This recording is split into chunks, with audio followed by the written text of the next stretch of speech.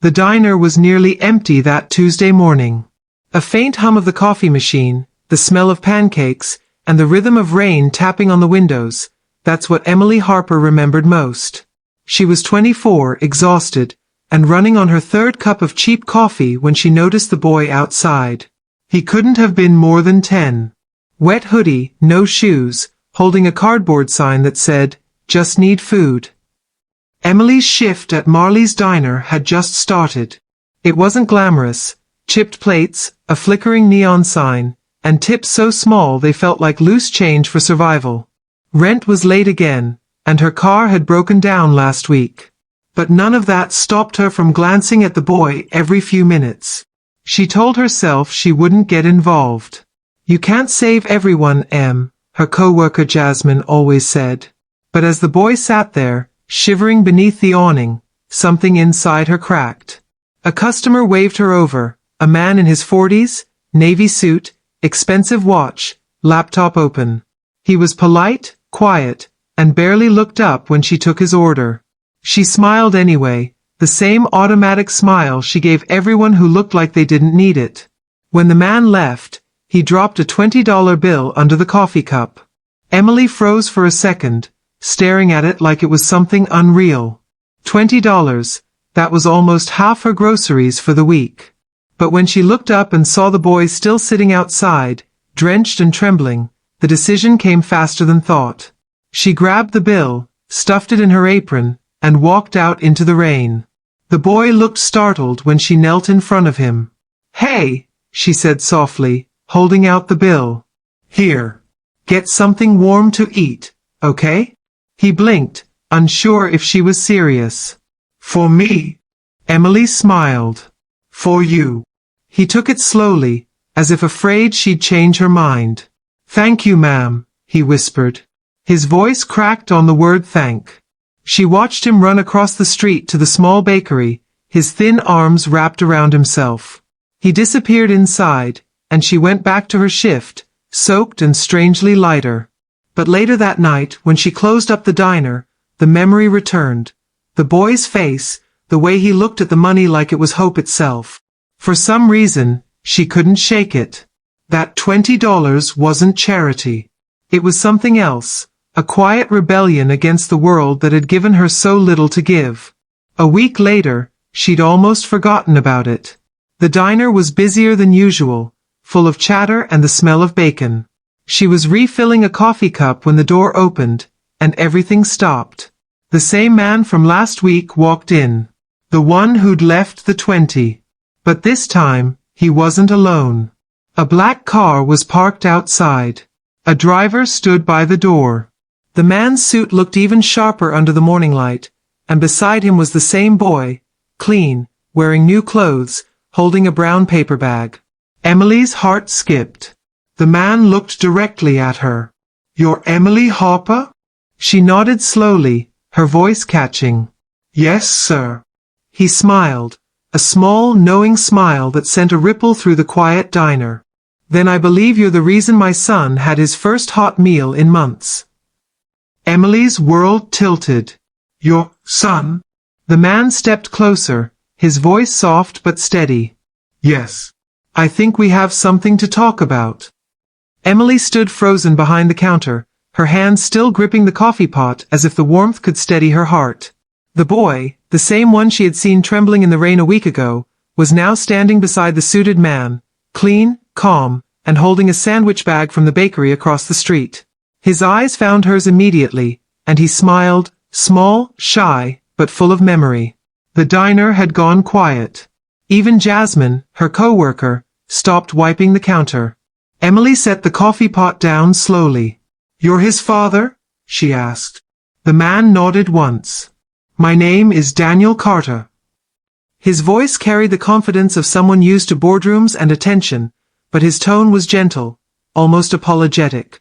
"And that's my son, Noah." Emily blinked, trying to process. "I don't understand." He was living on the street." Daniel exhaled, running a hand through his perfectly combed hair, and for the first time, the polished veneer slipped. "He was taken from me," he said quietly. "My ex-wife," she struggled. Addiction. Disappeared 2 months ago with Noah. I've been looking for him ever since. The boy, Noah, stepped closer to her. You gave me money for food, he said softly. Nobody else stopped. You did. Emily felt her throat tighten. She knelt down slightly to meet his eyes. You okay now? He nodded, clutching the sandwich bag tighter. Dad found me the next day. I told him about you. Daniel smiled faintly, a mixture of gratitude and disbelief in his eyes. He wouldn't stop talking about the waitress who helped him. Said you looked at him like he mattered. Emily's heart fluttered painfully. He did matter, she whispered. Daniel reached into his coat pocket and placed an envelope on the counter. This is for you, he said. A thank you, for something most people would have walked past. Emily stared at it. Sir, I can't. Please, he interrupted, his voice firm but kind. It's not payment. It's appreciation. You did what any decent person should have, but most don't. She hesitated before opening it. Inside were several crisp bills, way more than she had ever seen at once. $1,000, maybe more. Her eyes widened. This is a token, Daniel said softly, of what you reminded me of. Humanity. She shook her head, sliding the envelope back toward him. I can't take this. I just gave your son $20. That's all. Daniel looked at her, really looked at her, the same way people look at things they hadn't noticed before. And that $20 saved my son from a night alone and hungry. You can't measure kindness in amount, Miss Harper. For a long moment, they said nothing. The rain outside had stopped, sunlight beginning to cut through the clouds, spilling golden light through the diner windows. Noah pressed his hand against the counter. Can we visit again? He asked. Emily smiled, trying to hold back the emotion in her chest. Of course you can, sweetheart. Daniel smiled too. Then we'll see you soon. He paused, handing her a business card before he left. If you ever need anything at all, call me. She watched them leave, the black car door opening, Noah climbing in, and Daniel glancing back one last time before the vehicle disappeared into the traffic. Jasmine leaned over, whispering, Girl, who was that? Emily looked at the card in her hand. The embossed letters read, Daniel Carter, CEO, Carter Enterprises. Her heart skipped. She'd heard of him. Every newspaper had written about his company, one of the biggest private foundations in the country, specializing in housing and charity work. Emily slipped the card into her apron and got back to work. Customers came and went, the smell of coffee filled the air again, but she couldn't shake the strange feeling in her chest. That night, as she counted her tips, she found the envelope still sitting in her bag. She hadn't noticed she'd kept it. With trembling fingers, she opened it again, and this time, a folded note fell out she hadn't seen before. She unfolded it slowly. The handwriting was neat and clean. The world needs more people like you. You reminded me what giving really means. She stared at it, her vision blurring, tears threatening to fall. But that wasn't all. Underneath the note, she noticed something else, a gold-colored card tucked at the bottom of the envelope. She turned it over. It read, Reserved Entry, Carter Foundation Gala. Guest of Honor, Emily Harper. Her breath caught. Tomorrow's date was printed below. Emily sat on the edge of her small twin bed, staring at the gold invitation card like it might vanish if she blinked. The words shimmered under the soft light of her bedside lamp, Carter Foundation Gala, Guest of Honor, Emily Harper. She had never even been to a fancy restaurant, let alone a billionaire's gala. The closest thing to formal wear she owned was a faded black dress she wore to her cousin's wedding 5 years ago, and that had a small tear near the sleeve. She let out a shaky laugh. What am I even doing? She whispered to herself. Her roommate, Jasmine, leaned against the doorframe, sipping a can of soda. You're doing something brave, girl, she said. Go. What's the worst that could happen? You eat free food, make rich people uncomfortable, and come home with a story. Emily smiled nervously. And what if they laugh at me? Jasmine shrugged. Then laugh louder. The next evening, Emily took the bus downtown. She couldn't afford a taxi, but she didn't care. The invitation was tucked safely in her small purse, and her heart pounded so hard she thought people around her could hear it. When she stepped off the bus, her breath caught. The Carter Grand Hall gleamed like a palace, chandeliers spilling golden light through tall glass doors, a red carpet rolling down the front steps. Dozens of people in elegant suits and glittering gowns arrived in sleek black cars, photographers flashing as they entered. Emily hesitated at the edge of the crowd, her simple black dress looking painfully out of place. Just as she turned to leave, a familiar voice stopped her. "Miss Harper." She turned, and there he was. Daniel Carter, standing a few steps away, wearing a tailored navy tuxedo, his smile warm and genuine. Beside him stood Noah, dressed in a tiny suit that made him look like a miniature version of his father. "You came," Daniel said, relief flickering in his eyes. "I almost didn't," Emily admitted. He smiled softly. "Then I'm glad you did." He extended his arm, not like a billionaire offering formality, but like a man inviting a friend. "Come on. You're our guest tonight." As they walked inside, heads turned. Conversations paused. A few guests whispered, curious who the unfamiliar woman beside Daniel Carter was. But he didn't seem to care. He guided her to the center of the hall, where the lights sparkled against marble floors and a live orchestra played softly in the background. Emily felt dizzy. The air smelled like perfume and polished silver. Waiters moved elegantly, carrying trays of champagne. Everything was too beautiful, too unreal. Daniel led her to a table near the front. "I wanted you to see what your kindness started," he said. She frowned slightly. "Started?" Before he could answer, a voice rang out from the stage. "Ladies and gentlemen, please take your seats. Tonight, the Carter Foundation celebrates the launch of our newest initiative, Project Hope, inspired by an act of compassion that reminded us what giving really means."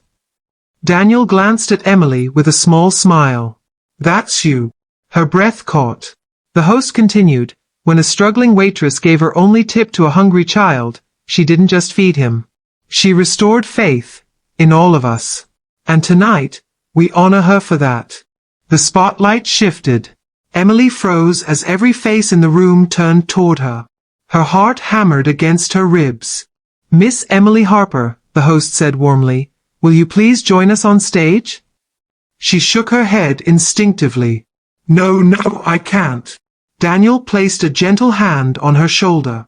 "You already did the hardest part," he whispered. "You cared. The rest is just telling the truth."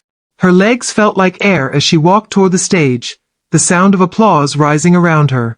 The lights were blinding, but all she could think of was that rainy night, the boy's face, the $20 bill, the smell of coffee from the diner.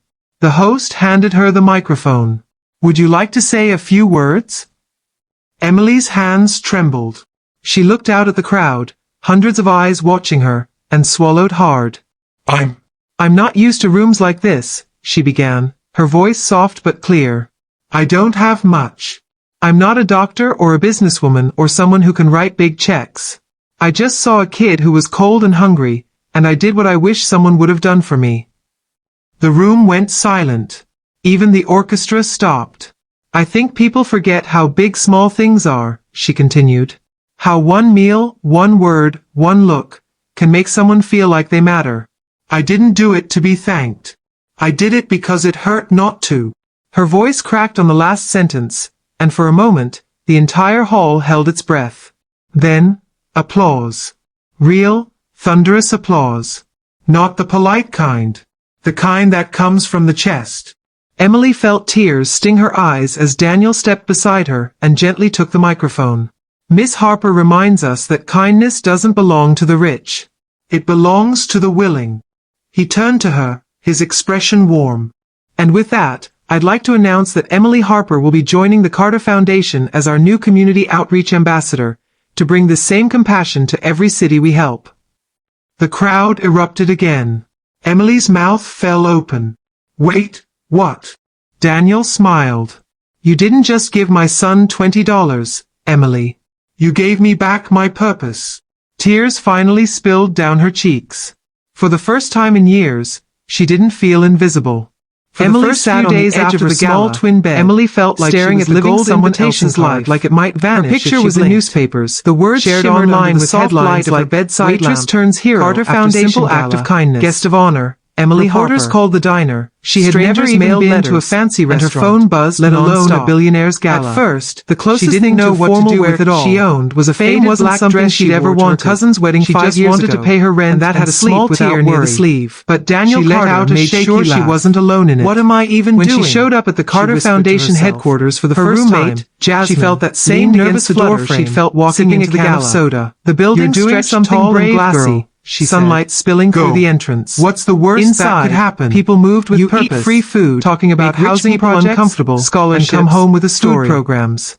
Emily smiled nervously, like a single drop in a very large ocean. Jasmine then Daniel appeared at the end of the hallway, waving her over. The next evening, Emily took the bus downtown. You're early. She couldn't afford a taxi. I didn't want to be late. Care, she replied. The invitation was tucked safely in her small purse. He chuckled softly, and her heart pounded so hard she thought people around her could hear it. There's something I want to show you. When she stepped off the bus, he led her into a large room. The Carter Grand Hall gleamed like a palace. On the far wall, chandeliers spilling golden light through tall glass doors. In the center was one name rolling down the front written in big letters. Dozens of people in elegant suits and glittering gowns arrived in sleek black cars. What's that? Photographers flashing as they entered. Emily hesitated at the edge of the crowd. You just don't know it yet. The simple black dress looking painfully out of place, confused. Just as she turned to leave, he smiled. A familiar voice stopped her. Do you remember what you said at the gala? Miss Harper. About how small things matter. And there he was. About one meal Daniel Carter, everything. Standing a few steps away. She nodded wearing a tailored navy tuxedo. Well, Daniel continued, warm and genuine. We're launching a program to partner restaurants and diners in a tiny shelter that made him look like a miniature version of his father. No matter how small, you came, goes directly toward feeding families. Relief flickering in his eyes. We're naming it after what you did that night. Emily admitted. Her heart jumped. He smiled softly. He nodded. I'm glad you did. Yes. He extended his arm, not like a billionaire because your kindness started a second table, a man inviting one that never runs out of seats. Come on. You're our Emily guest pressed tonight. A hand to her as chest. They walked inside. Daniel, heads I don't know what to say. Conversation smiled softly. A few guests just whispered. Say yes. Curious who the unfamiliar woman for the next Daniel Carter was. Emily worked harder than she ever had before. He guided her to the center local diners, where the lights sparkled against marble floors, met single mothers and struggling teens softly in the background. Told them her story. Emily she didn't use big words. The air smelled like perfume and polished silver. And waiters moved elegantly. By the end of the first month, 50 restaurants had signed up. By the end of the second, Daniel led her to a table near the front. Her face was on billboards. I wanted you to see what your kindness started, who fed a nation. She frowned, but she never let it go to her head. Every time she walked into Marley's diner, rang out she still tied on her apron, ladies and gentlemen, and smiled at regulars like nothing had changed. Tonight, the Carter Foundation celebrates the launch of our newest initiative. Noah came running in, inspired by an act of compassion that reminded us what giving really means. He handed it to Daniel glanced at Emily with a small stick figure sitting at two tables, one inside the diner and one outside. The host continued, connected by a struggling waitress gave her only tip to a hungry in messy handwriting. She didn't just feed him. Second table, she restored for everyone, in all of us. Emily knelt down, and tonight, her eyes filling with tears. The spotlight shifted, sweetheart. Emily froze. Noah grinned every face in the room. Dad said you made all this happen. Her heart hammered against her ribs. She shook her head softly. Miss Emily Harper, honey, the host said warmly. We all did. Will you please join us on stage? Behind him, carrying two cups of coffee. Instinctively. Actually, no, said, I can't. Handing one to her. Daniel placed a gentle hand on her shoulder. You reminded me what we'd forgotten. You already did the hardest change the world, he whispered. People do. You cared. For a moment, the rest, neither of them telling the truth. The sunlight from the window like air as she walked toward the stage, golden, the sound of applause rising around her. Emily looked at him curiously, but all she could think of was that rainy night, Daniel. The boy's face, out of all the $20 bill, could have helped. The smell of coffee from the diner. He looked thoughtful for a second. The host handed her the microphone. Because I saw myself in you. Would you like to say a few words? A long time ago, Emily's hands trembled. Money, she looked out of the crowd, direction, hundreds of eyes. Someone helped me when they didn't have to. And I spent years thinking I'd repay that debt through donations and foundations. Her voice soft but clear. But then I saw you, a girl who gave when she had nothing. I'm not a doctor or a businesswoman, and I realized or someone who can write what giving actually meant. I just saw a kid who was cold and hungry, faintly, and I did what I wish someone would have done for me. We both thought the room went silent. Each other. Even the orchestra stopped. Maybe we were. I think people forget how big small things are. Project Second Table exploded in reach. How one meal, one restaurants in New York, Chicago, can make someone feel Dallas, like they matter, and Los Angeles I didn't do it joined. to be thanked. Food chains I started did it because campaigns it hurt under not her to. name. Her A voice single cracked act, on the last sentence, $120 and for a bill, moment had become the a entire national hall movement. held its breath. But amid all the Then, success, applause. Emily stayed grounded. Real, thunderous she still applause. lived in her tiny Not apartment. the polite kind. She still visited kind the that local comes from shelter the every chest. Sunday. Emily She felt still tears left sting small her eyes tips for as Daniel waitresses stepped who reminded beside her her of and herself. gently took the microphone. Then one afternoon, Miss Harper she received reminds a letter us in the that mail. kindness doesn't No belong return to the address, rich. no company It belongs logo, to the just her willing. name written in He neat turned to her, handwriting. his expression Inside, warm. a short note And with read, that, I'd like because to of you, announce that my Emily daughter Harper will ate be today. joining the Carter Thank Foundation you. as our new A mother community under the outreach bridge. ambassador. To Emily bring the pressed same the compassion paper to to her every city heart. we help. She didn't know who it The was crowd from, erupted but again. she didn't need to. Emily's mouth she fell understood. open. The Wait, kindness had what? come full circle. Daniel smiled. And she couldn't shake You the didn't feeling just that give my something son even $20 bigger was still ahead. Emily. You gave me back my purpose.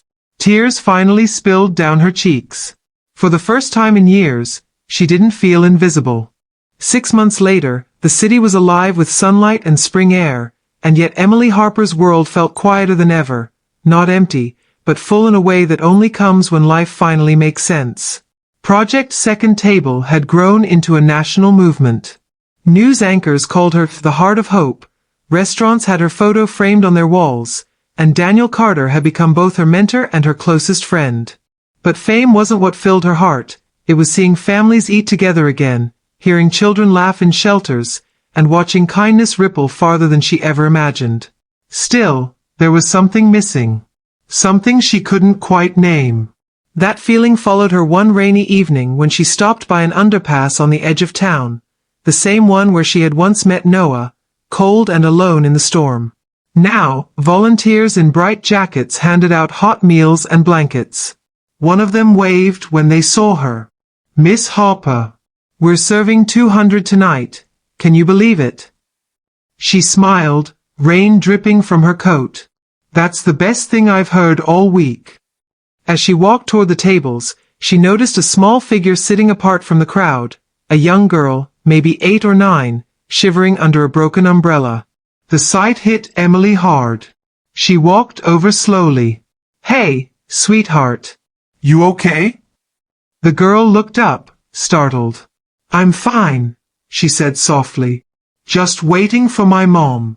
Emily crouched beside her, heart tightening at the familiar words. What's your name? Leah. Emily smiled gently. That's a beautiful name. You hungry, Leah? The girl hesitated, then nodded. Emily handed her a sandwich and sat down beside her on the curb. They ate in silence for a while, the sound of rain tapping gently on the pavement. Then Leah whispered, "You remind me of someone." Emily tilted her head. Who? My teacher used to say that kindness is louder than words. You talk like her. Emily's heart warmed. She sounds smart. The girl smiled faintly. She was. But she got sick. Then we lost our home. Her eyes dropped to the ground. Mom's trying to find work again. She said once she does, we'll be okay. Emily swallowed the lump in her throat. She sounds like she's doing her best. Leah nodded slowly. She always says people don't see us. That we're invisible. But you looked at me. You saw me. Emily's eyes filled with tears. That sentence, those words, hit deep. She reached into her pocket and found a small folded note she carried everywhere. The one Daniel had written to her long ago. She looked at the words again. You reminded me what giving really means. She turned to the girl. Do me a favor, Leah. When things get better, and they will, promise me you'll look out for someone else who needs to be seen. Leah frowned a little, confused. Like you did. Emily nodded softly. Exactly. Later that night, after Leah and her mother were given shelter vouchers and food cards through the foundation, Emily drove home under the steady rain. Her heart was full, but heavy too, because she knew she had just met the younger version of herself. The girl who had once waited for miracles that never came, until she decided to become one instead. When she reached home, she found an envelope slipped under her door. The handwriting was elegant and familiar. Daniel's. She smiled and tore it open. Inside was a single letter. Dear Emily, you changed more than you'll ever know. I'm stepping away from the Carter Foundation to start something new, something that's yours now. I'm leaving the foundation in your hands as executive director. You've earned it, not through money or power, but through heart. P.S. Noah says hi. He insists you still owe him another pancake breakfast. Emily froze, tears spilling freely now. She sank onto the couch, clutching the letter against her chest. She wasn't just a waitress anymore. She was a woman who had turned a single act of kindness into a legacy. Weeks later, she stood on stage at the annual gala, the same place where it all began. Cameras flashed, lights glittered, and the hall was filled with people from every walk of life. Donors, volunteers, and dozens of former homeless families now working at shelters. She stepped to the microphone and smiled. When I first met a little boy under a bridge, she began, I thought I was saving him. But what I didn't realize was, he was saving me. Kindness doesn't flow in one direction. It circles back. Always. She glanced at the front row, Daniel and Noah beaming proudly, Leah sitting beside them with her mother. Emily continued, her voice strong now. Every meal you serve, every stranger you help, every small moment of compassion, it all matters. It all comes back. Because love doesn't end where you give it. It begins there. The audience rose to their feet, clapping until the walls seemed to shake. Emily smiled through tears, the lights gleaming on her face, her heart beating steady and full. As she stepped off stage, Noah ran up and hugged her. You did it, Miss Emily, he said. She laughed, hugging him back tightly. No, sweetheart, she whispered. We did it. Outside, the city glowed beneath a calm night sky, and somewhere far below, under the same bridge where everything began, a new volunteer handed a sandwich to a shivering boy. And just like that, the circle continued, quiet, simple, unstoppable. Because sometimes the smallest act of love doesn't just change one life. It changes the world.